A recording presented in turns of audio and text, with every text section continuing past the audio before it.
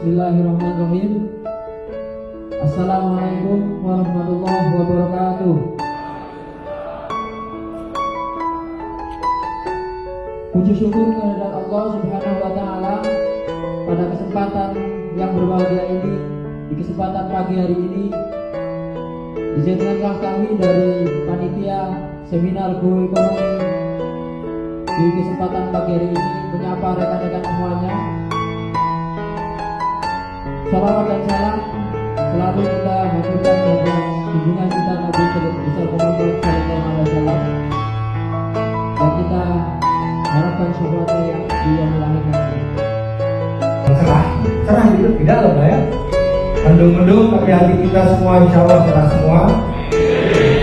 Kita masih diberikan nikmat Islam, nikmat sehat dan segalanya, dan kita bisa berkumpul pada hari ini, dan insya Allah akan mengikuti yang namanya seminar Go Ekonomi.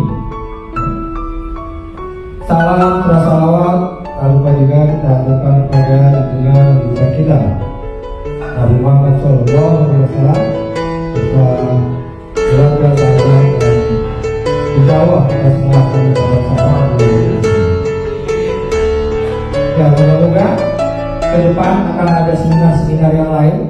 Juga terima kasih kepada Bung Hendu dan kawan-kawan.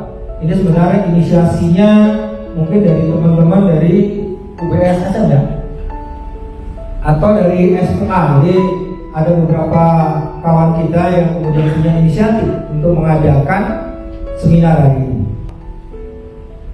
Ya, jadi nantinya mungkin dari seminar ini akan mendapatkan bekal bagaimana kita menyikapi ekonomi tentang buruh. Nah, jadi bagaimana buruh ke depan akan makin maju makin apa? Makanya terima kasih banyak nih kawan-kawan punya inisiatif untuk bagaimana kita menata ekonomi ke depan, jangan hanya tergantung kepada kerja di pabrik yang notabene kita hanya dieksploitasi. Itu menyatakan bahwa harus ada kegiatan koperasi. Penjelasannya bilang, kenapa harus ada koperasi? Tujuannya adalah untuk menambah penghasilan pekerja. Udah ada undang-undangnya gitu. Di ADART kita, di undang-undang 2021-2000 juga, kita disuruh bikin dana usaha. Artinya semua aturan undang-undang maupun aturan organisasi, sampai kita itu ibadah kita harus mencari rezeki, menambah rezeki, ya, biar kita sejahtera. Kalau udah sejahtera, bahagia. Sesuai dengan doa kita, Rabbana atina fid dunya hasanah wa fil akhirati hasanah. Jadi dunianya harus senang dulu. Kalau mau dapat akhirat, ya dunianya harus senang. Ya, itu berarti kita harus selalu menambahkan rezeki. Kalau kita bersyukur, kita berdoa, pasti ditambah. Untuk itu, saya mengucapkan selamat berseminar itu, dan fokuslah, konsentrasilah, ya. Dan mulai hari ini kita niatkan kita akan menambah penghasilan kita selain kita mendapat gaji. Tahun ya 99, Kongres yang kedua itu sudah melahirkan pilar organisasi. Salah satu pilarnya adalah apa, Bung Amir? Inkobumi. Inkobumi. Artinya apa? Para founding father, para pendiri MSPM ini sudah sadar betul betapa pentingnya, ya, betapa pentingnya dalam memperjuangkan, dalam bergerak itu, maka ekonomi si penggerak itu harus kuat.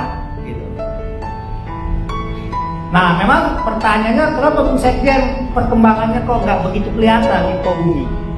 Nah, catatan saya ya, dan beberapa teman-teman di DPP, memang periode awal MSPM ini kita bergerak terus.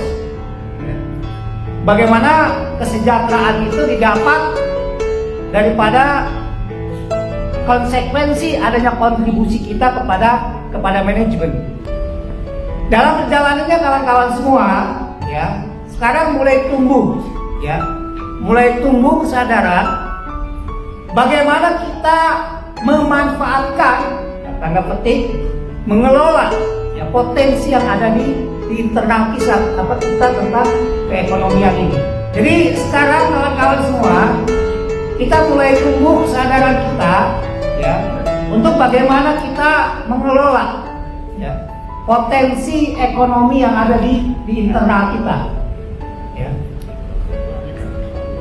Ya, terus saja ya, kami di DPP sangat sangat takjub lah ya dengan pemikiran kawan-kawan khususnya di Bekasi. Ya, saya sebut saja lah Bung Henu CS. Ya, Bung Henu CS dalam waktu 1 tahun terakhir ini selalu berdiskusi dengan kami di DPP, ya, Bung Bakri dan kawan-kawan lainnya. Ya, dia mencontohkan begini ke saya. Ya, Bung Sekjen, COS yang diterima oleh DPP setiap bulan berapa rata-rata? Nah, pada saat itu kan belum ada COVID ya, belum ada pandemi. Saya bilang rata-rata 1,7 M ya, Bung Heno setiap bulan. Itu yang disetor ke DPP. Nah, itu kan 45% kan?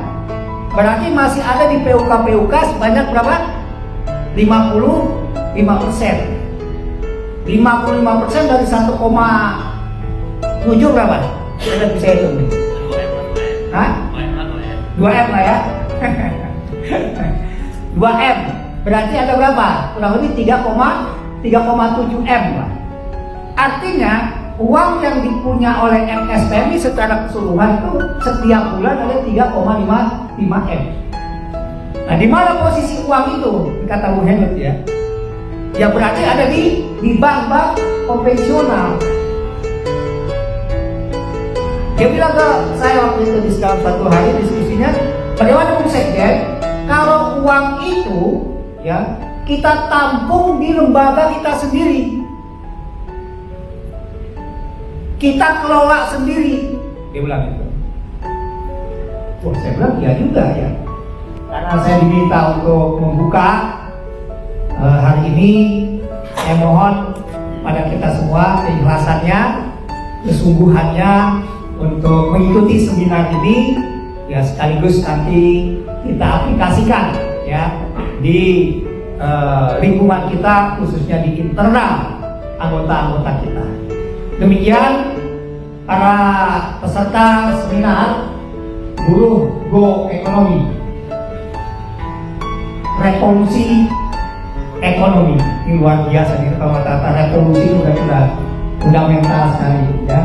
Menata ekonomi buruh di tengah pandemi. Dengan mengucapkan Bismillahirrahmanirrahim, seminar Buruh Go Ekonomi, revolusi ekonomi, menata ekonomi buruh di tengah pandemi. Dengan ini saya nyatakan dibuka secara resmi. Jadi trennya hari ini bukannya turun, bukannya landai, naik terus. Tapi situasi masyarakat hari ini termasuk kita, COVID di Bekasi itu nggak punya harga diri. Iya, bagaimana? Ini aja karena mungkin protokol kesehatannya ketat kan, pakai masker yang lain-lain. Tapi kalau acara ini 20 selesai. Karena jangan ada kedinginan, pakai segala macam. Itu situasi yang ada. Dan pemerintah gak kurang-kurang. Meskipun Indonesia termasuk sedikit. Untuk bagaimana, karena sekarang ada dua macam. Satu bagaimana selamatkan ekonomi, satu bagaimana kesehatan. Dua macam, betul Pak Duroto ya. Dan kita tampaknya mau nggak mau di beberapa negara termasuk Indonesia orientasinya adalah ekonomi. Tapi yang terjadi terutama di Indonesia sudah hampir 690 triliun, mungkin tambah terus anggaran dari pemerintah pusat dalam bentuk stimulus kepada masyarakat. Apa itu? Pengusaha diberikan, rakyat diberikan. Sampai hari ini ekonomi kita belum bangkit. Tahun 93 yang saya sampaikan, Mr. Kim keliling dunia, dia lihat produk-produk Samsung, dia datang ke Jerman, produk Samsung jatuh, kualitasnya jelek. Dia datang ke Amerika, dia datang ke negara berkembang, dia datang ke semua negara. Samsung di seluruh dunia 93 tidak dilirik. Samsung. Dia pulang ke negaranya Korea, dia kumpulin eksekutifnya, dia kumpulin manajernya. Kalimat dia yang monumental adalah berubahlah semua kecuali anak dan istrimu. Artinya apa rekan-rekan sekalian? Ekonomi berubah. Kita dong, kita adalah orang-orang yang bergerak di sektor manufaktur, yang bekerja di sektor manufaktur, yang riskan banget terjadinya dong. Ekonominya nggak jelas, persaingannya nggak jelas, apa enggak? Maka pilihannya berubah mindset kita. Itu dirubah otaknya segala macam, termasuk mindset kita terhadap ekonomi, termasuk tentang operasi. Ini yang dimaksud hari ini Bang semuanya. Dibalik lagi, ini bukan tentang koperasi. Koperasi itu adalah alat-alat. Ya ingat, alat. 21 tahun FSPMI, 75 Indonesia Raya Merdeka. Ada Menteri Koperasi, ada Menteri apa sebagainya. Tapi kenyataan hari ini disampaikan oleh Kakak Roto ya, atau Bang Suroto, gini rasio kesenjangan makin Kekayaan 0,82, kesenjangan dan lain sebagainya. Ini ada apa yang salah, gitu ya? Nah hari ini kita sepakati nanti kita di awal hari ini adalah titik awal. Jadi teman-teman hari ini memahami tentang apa yang kita bahas hari ini. Maka dari itu saya minta FSPMI melalui gerakannya Serikat dan juga gerakan koperasinya nanti itu menyusun undang-undang yang benar, membuat undang-undang koperasi supaya bisa mensejahterakan rakyat Indonesia. Setuju? Termasuk mengkoperasikan seluruh BUMN, dimulai dengan mengkoperasikan PLN. Minimal kita bisa menyuplai barang-barang atau kebutuhan perusahaan sehingga koperasi ini minimal bisa menghandle semua itu. Terima kasih. Cuman kemarin itu pernah ada terobosan kita itu untuk mengambil alih ATK ataupun mengalah-alah memang untuk dibutuhkan oleh perusahaan. Cuman dulu itu dari top manajemen sendiri itu menolak dengan alasan karyawan ini sudah saya gaji sama orang Jepang itu. Ketika koperasi itu didirikan dan mengambil alih seluruh kebutuhan perusahaan, nanti mindset anggota itu malah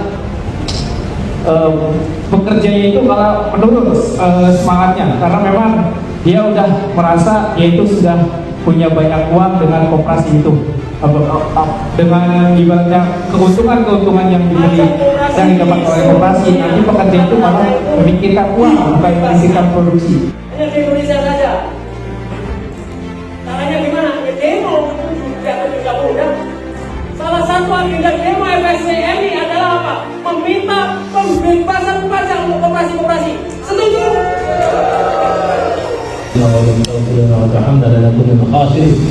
Allah ya Rahman ya Rahim hadithuna ya kasir hadithuna ya Rahman ya kasir hadithuna ya ini wa anta alim wa rasul wa rasulullah inna kan wa ta'ala inna kan rahim rabbana atina fid dunya hasanah wa fil akhirati hasanah wa qina adzabannar wa adkhilna jannata ma'al abrar ya